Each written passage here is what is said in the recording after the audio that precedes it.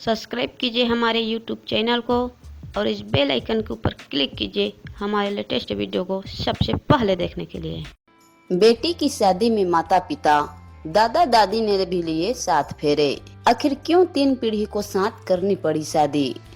नमस्कार दोस्तों, स्वागत है आप सभी का हमारे YouTube चैनल पर। दोस्तों, हमारा देश उसकी संस्कृति और रीति रिवाज विविधताओं से भरा हुआ है। अब एक ऐसी अनोखी शादी की खबर आई है जिसे शायद ही पहले कभी आपने सुना हो।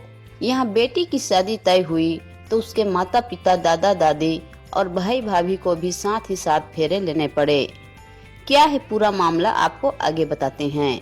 यूपी के सोनभद्र में कुछ ऐसा ही नजारा देखने को मिला, जहां पोती की शादी से लेकर दादा दादी, बेटे और बहुओं समेत 3 पीढ़ियों ने एक साथ 7 फेरे लिए। सोनभद्र के दक्षिणांचल स्थित दुद्धी तहसील के दिघुल गांव में ये शादी अब चर्चा का विषय बनी हुई है।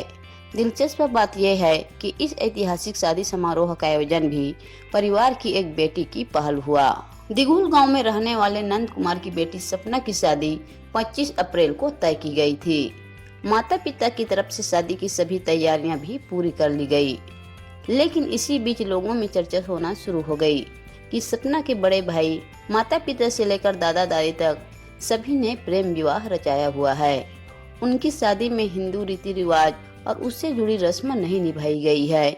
ऐसे में हिंदू रीति रिवाज से होने वाली सपना की शादी में कन्यादान की रस्म किसकी तरफ से निभाई जाएगी, इसको लेकर सवाल उठने शुरू हो गए।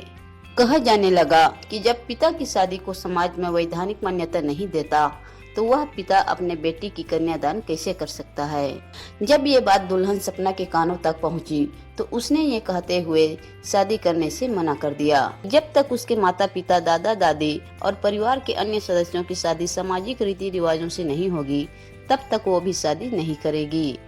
सपना के इस फैसले से हर कोई परेशान हो गया, लेकिन फिर बेटी की खातिर सब एक साथ हंसी खुशी सामाजिक विधि विधान से शादी रचाने को तैयार हो गए। इसके बाद इस अनोखी शादी का आयोजन शुरू हो गया और 25 अप्रैल को सपना समेत पूरे परिवार ने हिंदू रीति रिवाजों से शादी कर इतिहास रच दिया। सपना की शादी के मंडप में से सबसे पहले दादा और दादी ने 7 फेरे लिए। उनके बाद सपना के माता पिता और बड़े भाई भाभी ने हिंदू परंपरा के मुताबिक शादी की रस्म निभाई। सबसे आखिर में जाकर सपना की शादी हुई, जिसका कन्यादान पिता नंद कुमार ने किया।